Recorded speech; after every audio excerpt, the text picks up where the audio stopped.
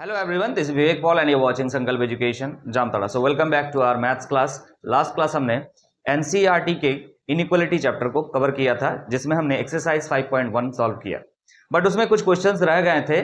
1 से 20 तक क्वेश्चंस हमने सॉल्व किया था। इस वीडियो में हम जो है उसके आगे 21 से सॉल्व करना स्टार्ट करेंगे। तो चलिए स्टार्ट करते हैं आज का हमारा पहला question, that is question number 21 from exercise 5.1। Exercise 5.1 का 21 नंबर क्वेश्चन कह रहा है, स्टेटमेंट दिया हुआ है, Ravi obtain 70 and 75 marks in first 2 unit test. इस तरह का एग्जांपल में सवाल हमने बनाया है इससे पहले। Ravi 75 marks and 70 marks and 75 marks लाता है फर्स्ट 2 यूनिट टेस्ट में, ठीक है। Find the minimum marks he should get in the third test to have a average at least 60 marks. कम से कम उसको 60 मार्क्स एवरेज लाने के लिए लास्ट जो टेस्ट होगा, दैट इज थर्ड टेस्ट जो होगा, उसमें कितना मार्क्स लाना पड़ेगा। क्लियर है कि नहीं? तो मान लेते थर्ड टेस्ट में x मार्क्स लाएगा। क्लियर है कि नहीं? Let Ravi will obtain x marks to get average 60 marks. 60 marks बोला है या एटलीस्ट 60 मार्क्स बोला है? एटलीस्ट बोला है बच्चा। To get average at least 60 marks. अरे 60 मार्क्स और एटलीस्ट 60 मार्क्स में डिफरेंस है। अगर 60 मार्क्स हो जाएगा ना तो तीनों यूनिट टेस्ट का एवरेज निकाल के इक्वल टू 60 लिखना होगा। एटलीस्ट बोला कम से कम। तो अब आते हैं सवाल में। बाय क्वेश्चन, क्वेश्चन में बोल रहा है कि पहला टेस्ट में 70 मार्क्स लाया, दूसरा टेस्ट में 75 मार्क्स लाया और तीसरा टेस्ट में x मार्क्स लाया, ठीक है। इसका एवरेज कैसे निकलेगा? डिवाइड कर देंगे 3 से। और एटलीस्ट बोला है बच्चा लोग, क्या बोला है? एटलीस्ट। हमने आपको पहले भी बताया है, अगर एग्जाम्पल के सवाल अपने बनाया है, एटलीस्ट जब भी रहे तो ग्रेटर देन इक्वल टू लगेगा। क्या? Greater than equal to 60। At least मतलब इससे ज्यादा हो सकता है, यस और नो? अरे 60 से ज्यादा हो सकता है, तो इसका जो भी है ये 60 से ज्यादा भी हो सकता है और 60 के बराबर हो सकता है। So this is greater than equal to 60। अब कुछ नहीं, अब इसको सॉल्व करना है। 70 and 75 that is 145 plus x, ये 3 इधर जाएगा, ग्रेटर देन इक्वल टू 180 हो गया। यहां से x निकाल लीजिए आप, greater than equal to 180 minus 145।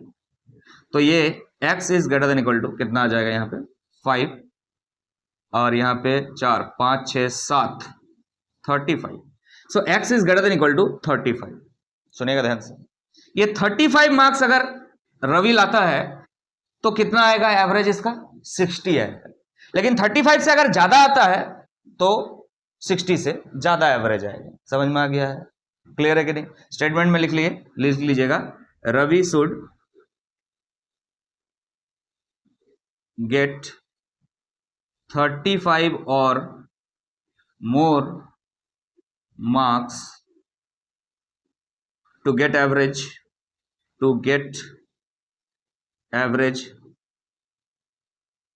at least 60 marks on third test।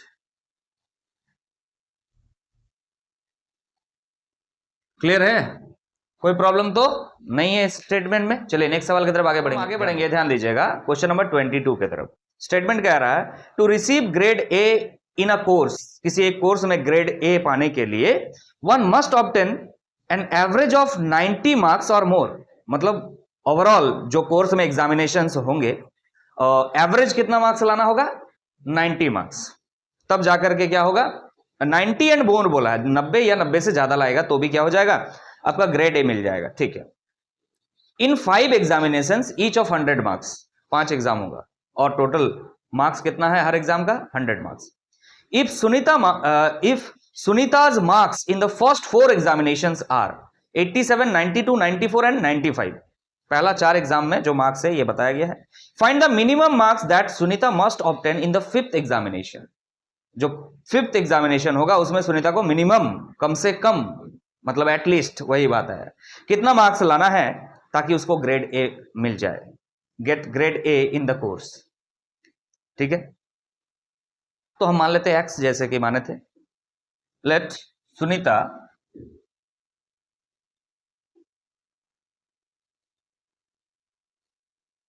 gets X marks to get grade A, to get grade A in the at least नहीं, ग्रेड ए पाने के लिए क्या मार्क्स के बारे में बोला ना, 90 बोला ना, to get 90 marks or more.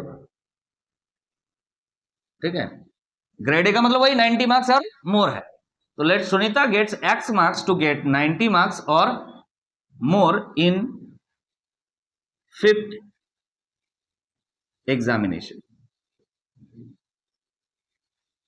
Total 5 examination हो रहा है और उसमें से 4 एग्जाम का मार्क्स दिया हुआ है। तो बाय क्वेश्चन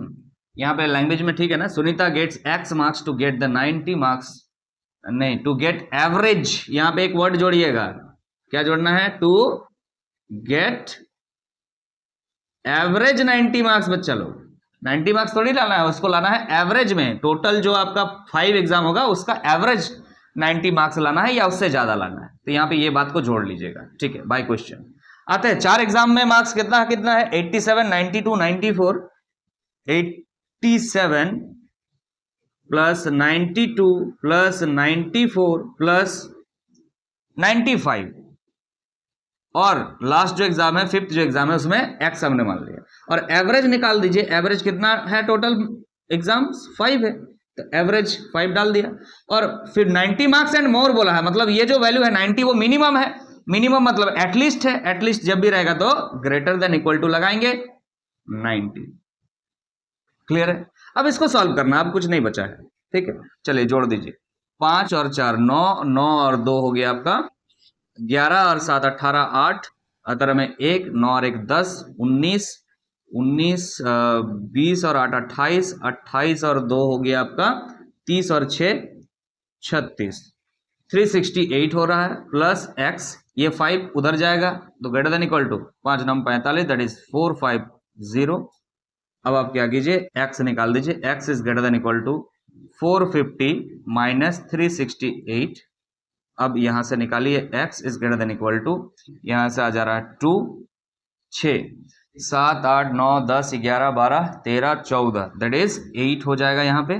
ठीक है, और ये 3 है, हाँ हो गया, फिर this is 82, x is greater than equal to 82। बच्चा फाइनल एग्जाम में उसको मिनिमम कितना मार्क्स लाना होगा, 82, ताकि उसको 90 मार्क्स एवरेज में मिल जाए। इससे ज्यादा लाएगा तो 90 से ज्यादा आ जाएगा, बस यही बात है। तो हम क्या लिखेंगे यहाँ पे, so Sunita must obtain minimum 82 marks in 5th exam या एग्जामिनेशन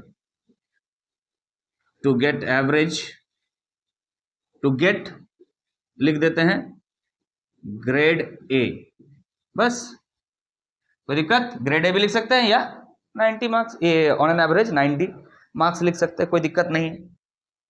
क्लियर है, तो अब हम नेक्स्ट सवाल की तरफ आगे बढ़े।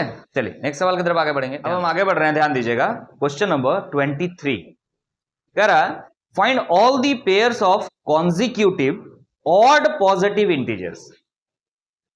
पेयर निकालना है हमको, किसका ना, ऑड पॉजिटिव इंटीजर्स का, वो भी कॉन्जिक्यूटिव, लगातार होना चाहिए। ठीक है, अगर एक नंबर आपका ऑड है, मान लीजिए 3 है, तो उसके बाद वाला 5 होगा, तो ये एक पेयर हो गया। ठीक है, तो क्या 3 5 होगा कि नहीं होगा नहीं पता, लेकिन एक एग्जांपल दिया, both of which are smaller than 10, दोनों जो नंबर है वो दोनों नंबर 10 से कम है, such that their sum is more than 11। अब दोनों को सम अगर कर दे तो वो 11 से ज्यादा हो जाए। क्लियर है? तो एक काम करते हैं, जो छोटा नंबर है, छोटा ऑड नंबर है, उसको हम मान लेते हैं x। तो हम लिखेंगे यहां पे क्या, लेट x बी द, कितना number question 23, let x be the smaller odd number,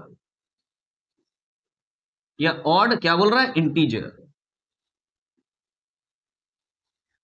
late x be the odd integer. ठीक है, अगर स्मॉलर है ये ऑड, द नेक्स्ट, या फिर द, हाँ लिख सकते हैं, द नेक्स्ट ऑड इंटीजर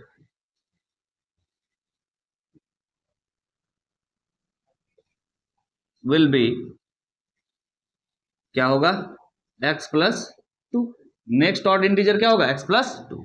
अब लोग समझ पा रहे हैं, अगर 3 है पहला इंटीजर, तो दूसरा वाला क्या होगा, प्लस 2 करेंगे तो कितना आएगा 5, ये भी ऑड है। अगर मान लीजिए पहला वाला 5 है तो फिर 2 ऐड करेंगे तो कितना आएगा सेकंड, दूसरा वाला 7 है, तो इसीलिए हमने 2 जोड़ा है। इस तरह का सवाल एग्जाम्पल में भी कराया था। चलिए आगे बढ़ते हैं।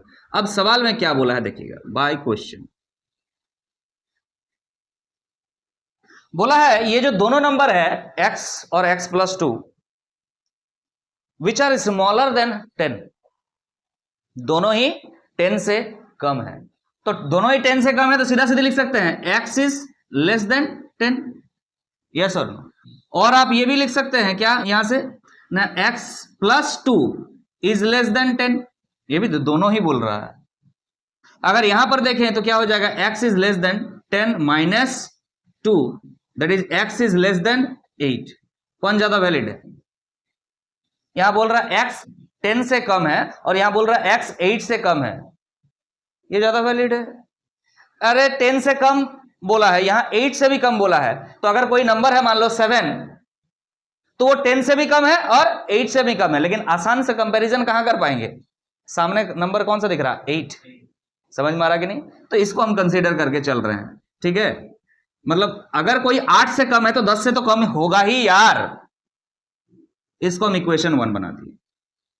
नेक्स्ट आपको बोला है कि दोनों नंबर का सम अगर करते हैं तो वो 11 से ज्यादा होता है, मोर देन 11, इक्वल टू नहीं बोला है, नहीं, दोनों नंबर का सम मतलब x प्लस 2, दो नंबर हो गया, ये x है, ये x प्लस 2 एक नंबर है, ये क्या है नहीं, ये 11 से ज्यादा है, तो हम क्या बोलेंगे ग्रेटर देन 11। तो यहां से आ गया 2x ग्रेटर देन 11 माइनस 2, तो यहां से आ रहा 2x ग्रेटर देन कितना आ जाएगा यहां से 9, ठीक है, बोलो क्लियर है कि नहीं है। तो यहां से x इज ग्रेटर देन क्या आ जा रहा है 9/2, बोलो क्लियर है। और ये लगभग किसके बराबर हो रहा है, 9/2 को हम लिख देते हैं यहां पे x इज ग्रेटर देन 4.5, चलो बोल क्लियर है कि नहीं। तो इसको मान ले तो इक्वेशन 2 बचे, आपके पास दो इक्वेशन रेडी है, x 8 से कम होना चाहिए और यहां x 4.5 से ज्यादा होना चाहिए। अरे इंटीजर होना चाहिए, इंटीजर, ये 4.5 इंटीजर नहीं, इंटीजर होना चाहिए। तो क्या करेंगे हम, 4.5 से ज्यादा इंटीजर कौन होता है 5, यस और नो। 4.5 के बाद इंटीजर कौन है 5, यस और नो। तो हम लिख सकते हैं द कॉन्जिक्यूटिव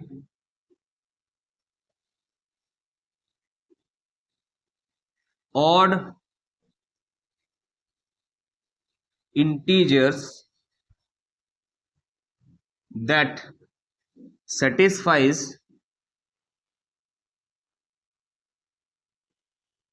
equation 1 and 2। ऐसा कोई जुगाड़ लगाओ तुम यहां पर जो इक्वेशन 1 को भी सेटिस्फाई करे और इक्वेशन 2 को भी सेटिस्फाई करे। तो इससे ज्यादा हमने ले लिया x का वैल्यू मान लो 5। अगर x का वैल्यू तू 5 ले लिया भाई, तो जो नेक्स्ट नंबर होगा वो क्या होगा, x प्लस 2 होगा, दैट इज 7। बोलो क्लियर है कि नहीं।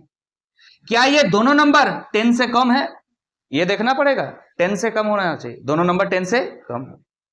अच्छा, ये एक पेयर बन गया।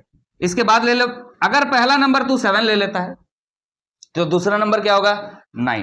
क्या ये दोनों नंबर 10 से कम है? यस। अगर इसके बाद तू क्या ले लेता है, पहला नंबर 9, तो दूसरा नंबर क्या लेना पड़ेगा 11। क्या ये दोनों 10 से कम है? नहीं। तो ये आपका सॉल्यूशन का पार्ट नहीं है। आपका सॉल्यूशन कौन सा दो है? ये सॉल्यूशन है और ये सॉल्यूशन। बोले क्लियर है? कैसे चेक करना है, समझ में आ रहा है कि नहीं आ रहा? समझ में आ गया है? ठीक है, ये आपका सॉल्यूशन का पार्ट नहीं है, मैंने काट दिया है। बोले क्लियर है? तो ये दो आपको पेयर मिला है यहां पर जो ये इस कंडीशन को सेटिस्फाई करता है। नेक्स्ट क्वेश्चन की तरफ आगे बढ़ेंगे। अब नेक्स्ट क्वेश्चन की तरफ आगे बढ़ रहे हैं। क्वेश्चन नंबर 24 क्या कर रहा है देखिएगा। Find all pairs of consecutive even positive number integers. Odd की जगह अब क्या कर दिया है, इवन पॉजिटिव इंटीजर्स बोला है। Both of which are larger than 5, दोनों क्या है 5 से ज्यादा है। Such that their sum is less than 23, अब दोनों का सम लेस देन 23 है। चलिए स्टार्ट करते हैं। तो पहला जो इवन नंबर है, जो छोटा इवन नंबर है, उसको हम मान लेते हैं x। Let x be the smaller, let x be the smaller even positive integer। अगर x स्मॉलर है तो इससे ज्यादा कौन होगा बच्चा? एक इवन नंबर ले लो 2, उसके बाद इवन नंबर क्या आएगा 4, तो उसके लिए क्या करना पड़ेगा 2 ऐड करना पड़ेगा। समझ में आ रहा कि नहीं? अगर पहला नंबर है 4 तो नेक्स्ट जो इवन नंबर है वो 6 आएगा, मतलब इसमें भी 2 ऐड करना पड़ेगा, मतलब x में 2 ऐड करना पड़ेगा इसके बाद वाला इवन नंबर पाने के लिए। सो the next या फिर the consecutive even positive integer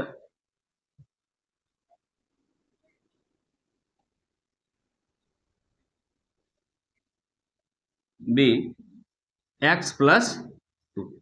तो नेक्स्ट वाला क्या होगा x प्लस 2। बोले क्लियर है? अब सवाल पे आते हैं। बाय क्वेश्चन, क्वेश्चन कह रहा है कि ये जो दोनों नंबर है, दोनों नंबर क्या होगा 5 से कम है। एक बार देख लेते हैं। Larger than, both of which are larger than 5 बोला है। लार्जर देन 5 मतलब x जो है वो 5 से ज्यादा है। क्लियर है कि नहीं? आप चाहो तो ये भी लिख सकते हो x plus 2 is larger than 5। तो यहां से x इज लार्जर देन क्या हो जाएगा 5 माइनस 2, तो x इज लार्जर देन क्या हो जाएगा 3। सुन ध्यान से, कौन ज्यादा फिजिबल है, कौन ज्यादा सिग्निफिकेंट है? Greater than 3। अच्छा एक बात बता, जो नंबर 5 से ज्यादा है वो 3 से ज्यादा नहीं होगा क्या? सोच के देख। यस, इसका मतलब अब ये ज्यादा वैलिड है। वहां पे बच्चा लेस देन था, इसीलिए छोटा वाला नंबर को हमने कंसीडर किया था। यहां ग्रेटर देन है तो बड़ा वाला नंबर को हम फॉलो करेंगे। आप चाहो तो उसको भी बना सकते हो, लेकिन इसको भी सेटिस्फाई कराना जरूरी है। देखो ध्यान से, अगर ये सेटिस्फाई है ना तो ये ऑटोमेटिक सेटिस्फाई है कि नहीं? अगर कोई नंबर है जो 3 से ज्यादा है, अगर यहां लिख रहा कोई नंबर है जो 5 से ज्यादा है, तो ऑब्वियसली अगर कोई नंबर 5 से ज्यादा है तो 3 से ज्यादा होगा ही। तो इसको फिर क्यों सॉल्व करें हम, परेशान क्यों हो? समझ में आ रहा कि नहीं आ रहा? वहां लेस देन था इसलिए उधर देखे थे। आगे बात करते। अब बोला है नेक्स्ट, जो बोला है इसमें there sum is less than 23। There sum मतलब x एक नंबर और एक नंबर x प्लस 2, दोनों का सम क्या है लेस देन 23। तो यहां से आ जा रहा है 2x is less than 23 minus 2, that is x is less then, यहां से आ जा रहा है 21 divide by 2, x is less then बच्चा 10.5, ये नो 10.5 आ रहा है। तो ये आपको एक और इक्वेशन मिल गया है, ये 2। अब आपको क्या करना है, ऐसा सॉल्यूशन ढूंढना, ऐसा पेयर ढूंढना है नंबर्स का जो इन दो इक्वेशंस को क्या करे सेटिस्फाई करे। क्लियर है कि नहीं? तो यही बोला ना, find all the pairs of consecutive even number. So the pairs of consecutive even positive integers which satisfies equation 1 and 2, दोनों इक्वेशन को सेटिस्फाई करना जरूरी है। तो x जो होगा वो 5 से ज्यादा होगा, तो चलो हम मान लेते हैं 5 से ज्यादा, इवन क्या होगा 6 होगा। अगर ये 6 होगा तो दूसरा वाला नंबर क्या होगा 8 होगा। क्या ये सेटिस्फाई कर रहा, चेक कीजिएगा। बोल रहा है x का वैल्यू 10.5 से कम होना चाहिए, ऑब्वियसली x का वैल्यू 10.5 से कम है, और दोनों नंबर का सम जो है, दोनों नंबर का सम क्या बोला है, ग्रेटर देन लार्जर देन 5 होना चाहिए। दोनों नंबर का सम देखिए, लेस देन, ओ दोनों नंबर का सम क्या बोला, लेस देन 23 बच्चा, सॉरी, एक नंबर जो है वो बोला है 5 से ज्यादा होना चाहिए, तो एक नंबर तो 5 से ज्यादा है, दोनों नंबर 5 से ज्यादा है, और दोनों का सम क्या होना चाहिए 23 से कम होना चाहिए, 23 से कम हो। आगे बढ़ते हैं। नेक्स्ट अगर पेयर हम ढूंढे तो 8 और 10 दोनों का सम करके देखो, 18 आ रहा है। x 5 से ज्यादा है, यस ज्यादा है सर, x 10 से कम होना चाहिए, सॉरी 10.5 से कम होना चाहिए, ये भी ध्यान रखना होगा। तो 8 है x का वैल्यू, कोई दिक्कत नहीं है, और दोनों का सम 18 है, 23 से कम होना चाहिए। आगे बढ़ते हैं, हम ट्राई करते चलेंगे। नेक्स्ट अगर 10 है तो ये क्या हो जाएगा 12, दोनों का सम कितना हो रहा है 22, चलेगा कोई दिक्कत नहीं है, लेकिन यहां देखना होगा x का वैल्यू 5 से ज्यादा, हाँ सर 5 से ज्यादा है, यहां बोला x का वैल्यू 10.5 से कम, 10.5 से कम है कि नहीं 10, यस कम है 10.5 से कम, समझ में आ रहा है कि नहीं आ रहा है, x का वैल्यू 10.5 से कम है तो 10 है तो कम है, दोनों को ऐड करके आ रहा है 22 हो गया। अब इसके बाद कोई भी नंबर लिखेगा ऐड करेगा 23 से ज्यादा हो जाएगा नहीं यार, तो ये हो गया आपका सॉल्यूशन, बस यही 3 पेयर होगा सॉल्यूशन, तीनों होगा। इसके बाद का अगर लिखने जाओगे जैसे ही 12 और 14 ये सेटिस्फाई नहीं करेगा, ऐड करके चेक कर लो कितना आ रहा है 26, जो कि नहीं हो सकता है। क्लियर है कि नहीं है, समझ में आ गया। चलिए नेक्स्ट सवाल की तरफ आगे बढ़ेंगे, ध्यान, अब हम आगे बढ़ेंगे, ध्यान दीजिएगा। क्वेश्चन नंबर 25 क्या कह रहा है, the longest side of a triangle is 3 times the shortest side and the third side is 2 centimeters shorter than the longest side. If the perimeter of the triangle is at least 61 centimeter, find the minimum length of the shortest side. तो shortest side आपको निकालना है, तो एक काम कीजिए, सबसे पहले shortest side कितना है वो मान लीजिए, किसी ट्राइंगल का सबसे छोटा जो साइड है उसको मान लीजिए। Question number 25, let the shortest side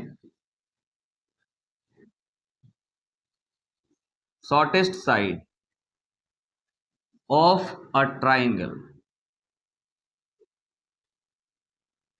equal to x centimetre ले लिए। क्यों सेंटीमीटर लिए, यहां पे बोला है ना एक थर्ड साइड है वो 2 सेंटीमीटर कम है इससे, तो ये सेंटीमीटर में लोगे तब ना इससे घटाओगे, और वैसे भी पेरीमीटर भी 61 सेंटीमीटर दिया हुआ, इसीलिए जो दिया हुआ है उसी पे काम करेंगे। ये हो गया shortest side, okay. Longest side क्या होगा 3 times the shortest side, longest side क्या होगा, so the longest side, so the longest side equal to shortest side का 3 टाइम्स है, मतलब 3 इंटू एक्स है, 3x सेंटीमीटर। क्लियर हो गया ना। एक और साइड बच रहा है थर्ड साइड, जिसको हम बोल रहे हैं third side is 2 centimetre shorter than the longest. समझिएगा जो थर्ड साइड है वो क्या हो जाएगा फिर third side, so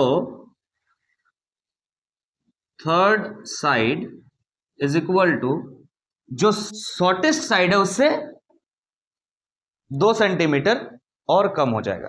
third side is 2 centimetre shorter than the longest side, sorry longest side, ये तो सबसे छोटा है।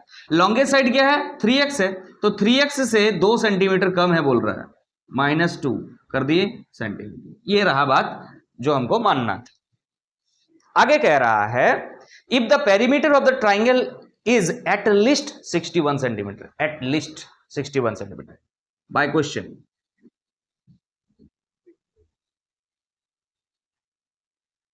पेरीमीटर क्या होता है, सारे साइड्स को ऐड करने से पेरीमीटर मिलता है ट्राइंगल का। तो एक साइड है x सेंटीमीटर, एक साइड है 3x सेंटीमीटर, और एक साइड है आपका 3x - 2 centimetre.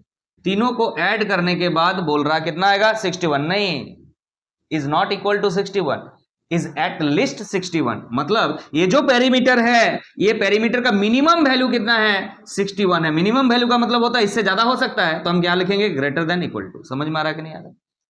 Greater than equal to का मतलब 61, सबसे कम, उससे ज्यादा भी हो सकता है। आगे बात कर लेते हैं। तो x प्लस 3x यहां पे हो गया 4x plus 3x minus 2 centimetre, सब छोड़ देते हैं बच्चा, यहां भी सेंटीमीटर था, इधर भी सेंटीमीटर, इधर भी सेंटीमीटर आएगा, छोड़ देती है, क्या आ जाएगा यहाँ पे 61।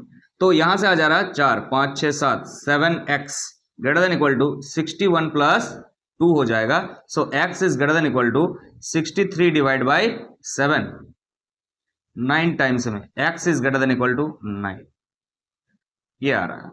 इसका मतलब क्या है, शॉर्टेस्ट साइड का जो आपका लेंथ होगा वो क्या आएगा 9 सेंटीमीटर या उससे ज्यादा।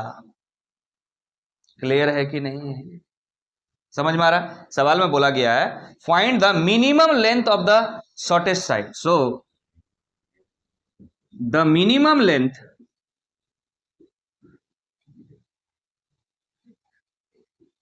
ऑफ शॉर्टेस्ट साइड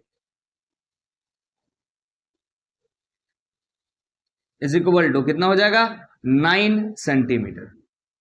मिनिमम बोला है तो मिनिमम तो 9 होगा, उससे ज्यादा हो सकता है, मिनिमम बोला है तो बस आंसर में 9 सेंटीमीटर ही लिखना है आपको, ग्रेटर नहीं लिखना है। समझ में आया? मिनिमम कम से कम कितना हो सकता है, कम से कम 9 हो सकता है या उससे ज्यादा हो सकता है, तो मिनिमम पूछा है तो 9 सेंटीमीटर लिख करके आंसर करेंगे हम। क्लियर है कि नहीं है? क्लियर है? चलिए नेक्स्ट सवाल की तरफ आगे बढ़ेंगे। आगे बढ़ रहे हैं, ध्यान दीजिएगा। क्वेश्चन नंबर 26 क्या कह रहा है, a man wants to cut 3 lengths from a single piece of board of length 91 centimetre. एक 91 सेंटीमीटर का बोर्ड है, ठीक है, उसको 3 हिस्सा में काटना है, 3 हिस्सा में काटना है। ऐसा नहीं बोला गया है कि बराबर हिस्सा में, 3 हिस्सा में काटना है। Okay, total length of the board is 91 centimetre. The second length is to be 3 centimetre longer than the shortest. जो सबसे छोटा लेंथ होगा उससे 3 सेंटीमीटर ज्यादा होगा जो सेकेंड लेंथ होगा, जो सेकेंड पीस होगा आप बोल सकते हो। फर्स्ट पीस को मान लेते हैं सबसे कम और उससे 3 सेंटीमीटर ज्यादा होगा सेकेंड। अच्छा, third length is to be the twice as the long as the shortest. सबसे छोटा जो पीस होगा उसका ट्वाइस होगा थर्ड जो पीस होगा, ट्वाइस मतलब 2 गुना होगा। तो एक काम करते हैं, शॉर्टेस्ट लेंथ मान लेते हैं 26। Let the shortest length equal to x. किस में दिया है सब कुछ ये देख लेना है, सेंटीमीटर में, तो सेंटीमीटर में लेंगे, ठीक। तो आप क्या करेंगे ना, second length of second piece, length of second piece का लेंथ क्या होगा, तो बोल रहा था second length is to be 3 centimetre longer than the shortest. तो जो शॉर्टेस्ट है उससे 3 सेंटीमीटर ज्यादा, मतलब +3 कर दिया, इतना सेंटीमीटर। ओके, उसके बाद थर्ड के बारे में बोला है, and the third length is to be twice as long as the shortest. Twice 2 गुना है इसका मतलब। So length of third piece क्या हो जाएगा, थर्ड पीस। शॉर्टेस्ट जो है उसका डबल, ट्वाइस है, 2x सेंटीमीटर। क्लियर है कि नहीं? ठीक, इतना लिख लीजिए। उसके बाद बोल रहा है बच्चा लोग, what are the possible lengths of the shortest board. जो शॉर्टेस्ट लेंथ है बोर्ड का वो मिनिमम है ना, what is the possible lengths. अच्छा, पॉसिबल लेंथ्स, मिनिमम नहीं बोला है, क्या क्या हो सकता है possible. If the third piece, अच्छा इसके बारे में कंडीशन अलग से एक पढ़ेंगे। पहले ये बताइए इससे क्या कंडीशन निकाल पा रहे हैं बाय क्वेश्चन। देखिए ध्यान से, ये shortest length x centimetre, second piece का जो लेंथ है वो x प्लस 3 सेंटीमीटर छोड़ दे रहे हैं, ठीक है। और थर्ड पीस का लेंथ कितना है 2x सेंटीमीटर। तीनों को अगर ऐड करें तो कितना आएगा, 91 सेंटीमीटर। समझ में आ रहा है? तो मिनिमम 91 सेंटीमीटर की मैक्सिमम 91 सेंटीमीटर? मैक्सिमम, उससे ज्यादा तो हो नहीं सकता है। समझ में आ रहा कि नहीं आ रहा है? ठीक है, तो अगर मैक्सिमम 91 सेंटीमीटर है तो यहां ग्रेटर देन इक्वल टू लगाएंगे कि less than equal to? Very good, क्या करेंगे?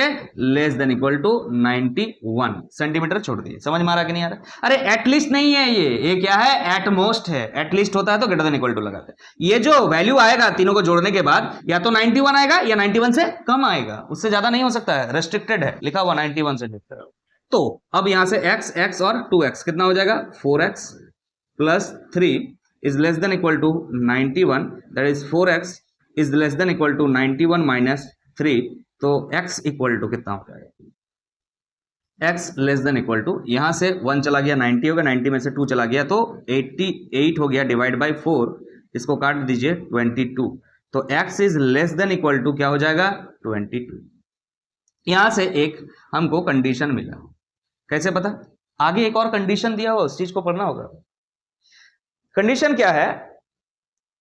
बोल रहा what are the possible lengths of the shortest board if the third piece is to be at least 5 centimetre longer than the second. 5 centimetre longer than the second, 5 centimetre longer than the second. अरे second क्या है यार? ये है। अच्छा, और किसके साथ रिलेशन दिया है? थर्ड पीस के साथ। थर्ड पीस का लेंथ कितना है पहले ये बताओ? 2x है। सेकेंड पीस का लेंथ कितना है? x प्लस 3 है। इससे कितना ज्यादा ना? 5 सेंटीमीटर ज्यादा। तो क्या बोला है, एक बार और रिपीट कर रहे हैं, ध्यान से सुनिएगा। यहां पे ग्रेटर देन इक्वल टू या लेस देन इक्वल टू क्या लगाना है सोच करके। इफ द थर्ड पीस, ये है third piece, if the third piece is to be at least, कम से कम, ये कम से कम इतना होना चाहिए। कम से कम का मतलब ये ग्रेटर देन इक्वल टू। बोलो समझ में आ रहा है?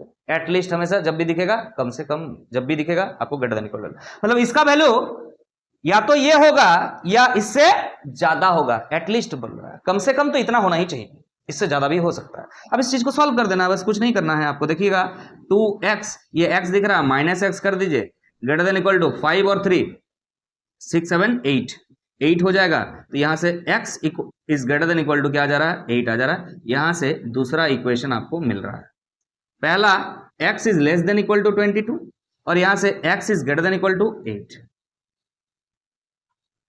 समझ में आ रहा है कि नहीं है? यहां से क्या बोला गया था? सवाल में बोला गया था बच्चा, what are the possible lengths of the second board बोला था, shortest board, sorry, what are the possible lengths of the shortest board. तो possible lengths of the shortest board क्या हो जाएगा? 8 या 8 से ज्यादा, लेकिन 22 या 22 से कम। इस बात को ध्यान रहेगा। क्लियर है कि नहीं है? तो हम यहां पे लिख देंगे thus the possible lengths of the shortest, thus the possible lengths of shortest board is, देखो ध्यान से, ग्रेटर देन और इक्वल टू 8 या 8 से ज्यादा, इज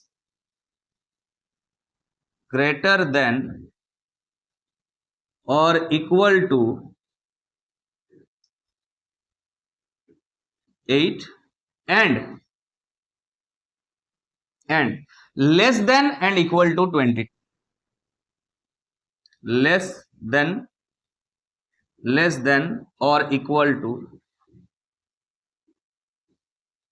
22। नंबर लाइन में बना सकते हो इसको क्या?